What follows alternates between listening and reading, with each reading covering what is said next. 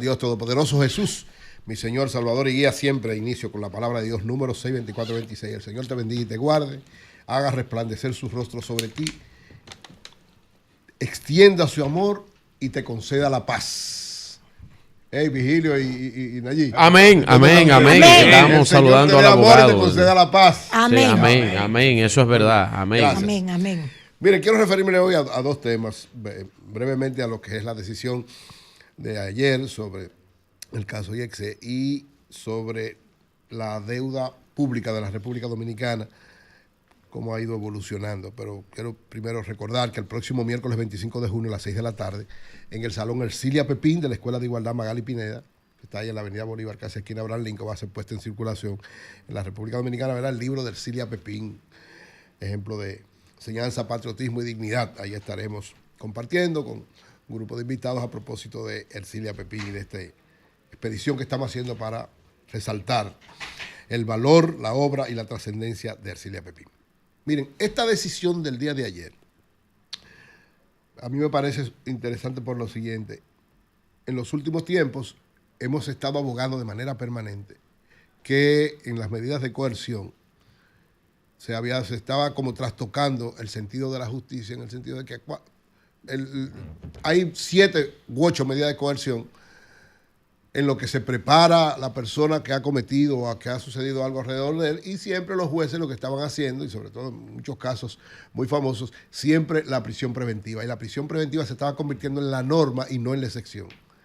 La norma debe ser que alguien que es acusado de algo tenga libertad para prepararse para defenderse, y entonces no que porque se había convertido en los últimos tiempos la prisión preventiva en una condena anticipada. Claro. En una condena anticipada. Y yo creo que esa decisión de ayer de la jueza Fátima Veloz, desde mi punto de vista, es como un reajustarse a las normas, readecuarse al camino, y dice, y quiero brevemente leer estos 3 párrafos que salen hoy en el Diario Libre, que cataloga esta decisión como una señal de madurez institucional, que yo comparto ese aspecto. Dice, la decisión del tribunal en este caso se inscribe en una línea jurisprudencial que preocupa el equilibrio de la necesidad de investigar y sancionar delitos con respecto al debido proceso y a la presunción de inocencia. Desde hace años, organismos internacionales han advertido que el uso abusivo de la prisión preventiva en América Latina lleva a los sistemas judiciales a reforzar el principio de libertad como regla. Es decir, ya se estaba dando que se estaba trastocando. En República Dominicana, tanto la jurisprudencia de la Corte Suprema de Justicia como los pronunciamientos del Tribunal Constitucional han insistido en que las medidas de coerción deben ser motivadas, justificadas y sujetas a revisión periódica. La resolución de ayer no define el fondo del proceso ni determina culpabilidad. Es decir, lo de ayer no se estaba discutiendo el fondo.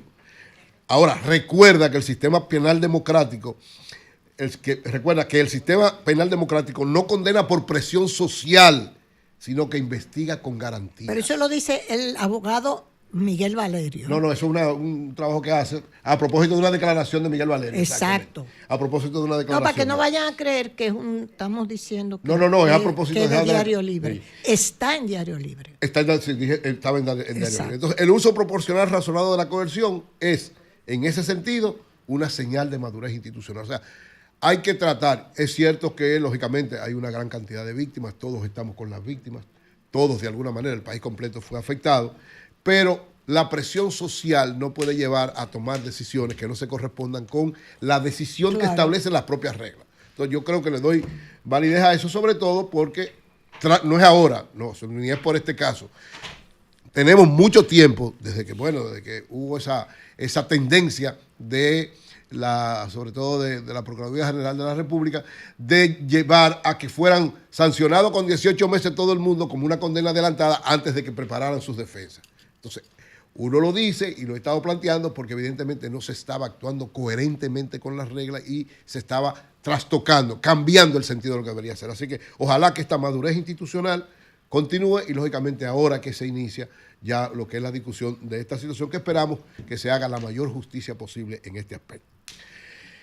Por otro lado, miren, la deuda pública, la deuda externa, que es la deuda, ¿verdad?, del dinero que tomamos prestado, y la deuda pública, que es la suma de esa más la interna, más los préstamos que hace el gobierno internamente. Permíteme hacer una precisión, y es que hacer la aclaración, mucha gente piensa que simplemente lo que se dio fue una libertad pura y simple. No, ambos quedaron sujetos Claro. a través de una medida. Claro. Van a juicio, exacto. Obviamente que es la Tres presentación medidas. periódica, impedimento de salida Y una garantía. y la fianza garantía económica, y aparte de eso, la declaratoria de complejidad del caso, más los 8 meses que se le da al Ministerio Público para la investigación. Es decir, este caso continúa su curso normalito. Apenas empieza. Sí. No, porque lo que se estaba, lo que decía, lo que se estaba discutiendo ayer que era, se van a excluir del El tipo de sujeción que Claro. se iba a aplicar. La Y sujeción, no se que va no fuera prisión preventiva, no es prisión preventiva, ¿De qué manera pero obviamente, conocerán el proceso? claro, Exacto. obviamente, de las medidas que establece el 227 del Código Procesal Penal, la prisión Por ejemplo, preventiva es la última, más la gravosa, más es la gravosa, última. claro. La jueza optó por 3 de las otras de las 7 exacto. que establece el Código Procesal Penal, lo que significa que ellos siguen sujetos al proceso y que el proceso sigue. Sí, porque la tres- discusión era si ellos se iban a excluir del proceso. No, y han no, demostrado para hasta ahora que nada, están para permanentemente nada, ahí. para nada. Imposible. Claro. Con tres medidas, Y con 3 medidas, de exacto. coerción. Correcto. Exacto. Eso es, por eso dijo, símbolo de madurez institucional, porque en muchos casos que hemos criticado aquí anteriormente, el meterle 18 meses de prisión a una persona que está siendo investigada por un caso es una especie de condena adelantada, salvo que hayan otras No, circunstancias. y que prácticamente era la medida de coerción se iba a convertir en pena cumplida, Claro. porque el 319 y el 320 de La del mayor Código pena es 2 años. Son 2 años, Claro, entonces al exactamente. final no tenía sentido. Bueno, qué bien que actuaron así. Pues entonces decía, miren, la deuda pública, que es lo que es la deuda externa más la deuda interna que hacen los gobiernos también, en los últimos 20 años ha tenido una transformación extraordinariamente alta y preocupante para lo que son las finanzas públicas de la República Dominicana. Actualmente, la deuda pública es de 77.639 millones de dólares, teniendo, señores, un aumento de aproximadamente en 20 años, ha tenido un aumento en ese caso, estamos hablando de casi un 25, 30, 40% de incremento.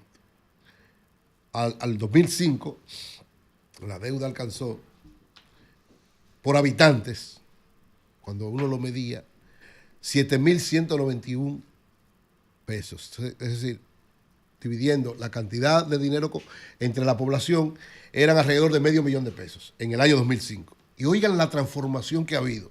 Actualmente, o sea, en ese momento, la deuda era aproximadamente, per cápita, de población, $7,000. Actualmente, señores, es nada más y nada menos de $5,849. Si debíamos $500,000 cada uno en el 2005, ahora estamos debiendo alrededor de $20,000, $40,000, es decir, casi 4 millones cada uno. Eso es una preocupación extraordinaria, señores. Una deuda por habitante que cada día va incrementándose más. ¿Por qué? Sencillamente porque lo que ha hecho el gobierno tiene un déficit permanente, hay un déficit sostenido que se está resolviendo con deuda externa y con deuda interna. Pues son las dos deudas. La deuda pública es deuda externa y deuda interna. En apenas 20 años se ha disparado la deuda particular de $1,000 a $5,000. 5 veces más, señores. Eso es una preocupación extraordinaria. ¿Quién da ese llamado? Es el Centro Regional de Estrategias Económicas Sostenibles, que hace una investigación de cómo va evaluando esa deuda pública. Ya los intereses de la deuda, sobre todo de la deuda externa, están tomando una cantidad que es mayor que el presupuesto de educación. O sea, lo que pagamos solo de intereses de la deuda externa, ahí no está incluida la otra parte de la deuda interna que hace el gobierno, sino solo de la deuda externa. Los intereses de esa deuda ya están por encima de lo que es el presupuesto de educación, por encima del 4% del Producto Bruto Interno, que es un asunto muy, muy preocupante. ¿Cuál es la tendencia? Y a eso es lo que cada día se concretiza y se sistematiza cada vez más, que el gobierno sigue buscando la salida de resolver sus problemas de déficit a través de aumentando la deuda pública, tanto externa como interna. Pero el gobierno dice que no lo dejaron hacer la reforma Bueno, fiscal. pero eso es verdad. En este caso sí. Estamos hablando de que hubo una situación de que presentó, lo que pasa es que presentó una reforma que era totalmente contraria a la realidad. Porque todos estamos de acuerdo con que hay una reforma. Esta ruta no la puede seguir. Bueno, todos estamos de acuerdo que hay que buscarle otra orientación. Don Julio hacía referencia a la opinión de un importante economista, ¿verdad, don Julio? Me parece, sí, de nuestro país, que decía que lo mejor que pasó, bueno, fue que esa reforma no se hizo. Dice Andy que no en este gobierno. Que lo mejor es que no se lo hicieran. Que lo mejor es que no lo hicieran. No porque no era necesario. Porque no sabían implementarla. Sino porque... no iban a saber qué hacer. Él dice... ¿Qué es lo que dice Andy? Andy incluso llega más lejos. Sí. Andy dice que el dinero en manos de un evasor aporta más en estos momentos. En el gobierno con la reforma. Eso dice Andy. No relaja. Así mismo, eso dice él. Eso dice Andy. Eso dice Andy. Que lo mejor es que no se hiciera ninguna reforma porque el gobierno no sabe qué va a hacer con el dinero. Para mí el mejor economista de este país. Señor, pero es que no es así. Ustedes insisten que es el mejor economista de este país. Andy lo que es un neoliberal economista. Andy es excelente. Andy es excelente. Andy es una estrella. Ahora. No hay ninguna estrella. Él sabe que lo quiero mucho. Hay otros economistas pero mejor. Está bien, que pero él está molesto. Andy está molesto también porque la ejecución de todo lo que tiene que ver con la inversión pública. Ahora, yo considero, y eso es en lo que va de año. También falta. Él ha planteado la gravedad de la inversión pública. Está molesto y pudiera decirse. Ahora, yo le puedo decir a él en otro sentido también. No hubo la reforma esperada y no hay los fondos necesarios. Pero oye lo siguiente, lo que pasa es que esta tendencia, oigan esto, que eso explica muchas de las situaciones que están aconteciendo. ¿Qué es lo que ha pasado? Que el gasto del gobierno se ha ido incrementando de manera desproporcional. Es decir, entre 1990 y el 2024, dice este estudio del Centro Regional de Estrategias Económicas Sostenibles, dice, oigan esto, entre 1990 y 2024, el gobierno, los ingresos del gobierno crecieron 2.528%. Es decir, 26 veces más crecieron. El Estado creció, hermano. Perdón. Sin embargo, crecieron los ingresos. Pero los gastos, sobre todo son los gastos, el gasto público, no gastos de capital, porque capital no están... El gasto público creció un 2.829%. Es decir, mientras los ingresos crecieron un 26%, el gasto creció un 29 veces. Exacto. 26 veces contra 29 veces. Y dicen ellos, piénsenlo en su propio hogar, para que ustedes vean las dificultades que hay en el Estado.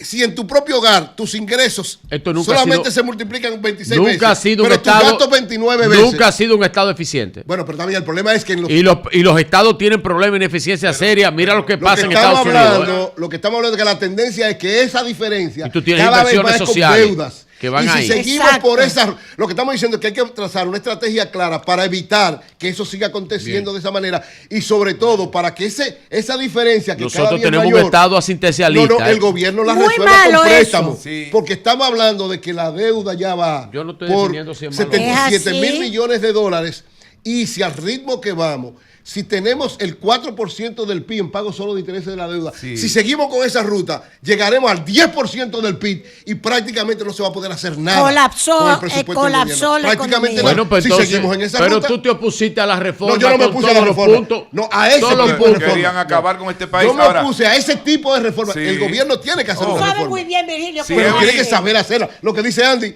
no es hacer una reforma, es saber hacerla. Si Eury me permite. Pero no ponga Andy, no ponga Andy, lo dijeron otros. Todos. Con su anuencia, maestro. A propósito de Andy. Yo tengo un videíto ahí de Andy, cortito. Sí, ¿qué dice? Para que usted vea que dice algo pero tú últimamente tú siempre tienes como videíto corto. Sí, adelante. ¿Qué es lo que dice Andy? ¿Qué es lo que dice? Danilo Medina para mí ha sido uno de los presidentes dotados de más visión, capacidad, conocimiento al detalle de lo que son los problemas dominicanos. Una de las cosas que yo más valoré en mi relación con Danilo Medina, en los años que tuvimos trabajando, es que yo no he conocido un político dominicano que entienda mejor el retorno, la rentabilidad o el valor de la humildad en el ámbito político, en su manejo. O sea, nunca fue arrogante ni prepotente. O sea, todos sus actos siempre con un nivel de humildad dispuesto a ir. Cuando tú te sentabas con él a discutir un tema, él era todo oídos. Él decía, bueno, yo asumo que Andy este tema lo maneja mejor que yo, déjame escuchar. Pero no me interrumpía, o sea, él quería. Y al final decía, yo te escuché ya, déjame ponderarlo, dame unos días y nos volvemos a juntar. Eso a mí me llegaba, porque yo decía, este presidente realmente lo quiere hacer bien, o sea, él va a escuchar a otra gente, va a ponderar y va a tomar la decisión. Parece como que él ha notado alguna diferencia. Ahora como que no escucha, no dejan terminar las ideas. Es una gran verdad. Yo no sé. En adición a eso que dice el maestro, que yo no lo voy a decir, también la relación de Danilo Medina y mi amigo Andrés Daguarje, hijo, Andy Daguarje, viene desde el primer gobierno. Pero lo que él dice, Danilo es así con todo el mundo. Viene con el diseño de la política. Un momentito. Viene con el diseño de una política neoliberal que terminó con la venta también de todas las empresas estatales dirigidas por ese grupo de economistas brillantes, en la cual estaba Andy Daguarje, mi amigo, estaba mi amigo y hermano, el doctor Jaime Aristi Escudero. Diseñaron una política neoliberal para la República Dominicana, que en parte esa política es parte del desarrollo que tiene la República Dominicana. En parte esa política, perdón. En parte. No, perdone. Trajo lo bueno y lo malo. Perdona. Lo bueno y lo malo. En parte esa política nos ha puesto a pagar lo que... Pero espérese, por favor, Humberto, y excuse.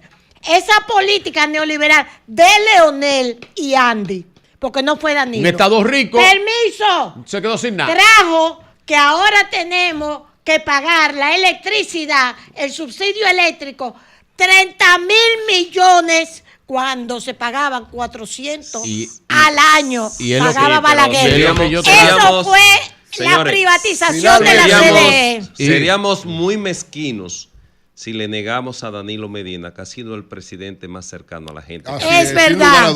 Por eso no me ponga que era neoliberal Danilo. Oye, no. El neoliberal fue Leonel. Andy dice una gran verdad ahí.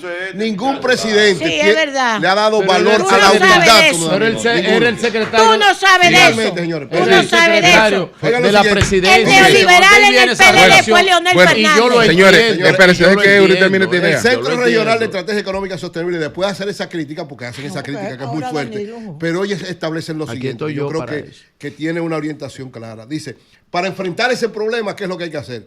Según ellos, dos cosas. La primera, una modificación tributaria, pero que vaya en la orientación siguiente: reducir tasas, eliminar distorsiones y ampliar bases imponibles. En esa orientación. Y segundo, reglas fiscales que busquen superar el déficit, pero que también limiten el gasto público.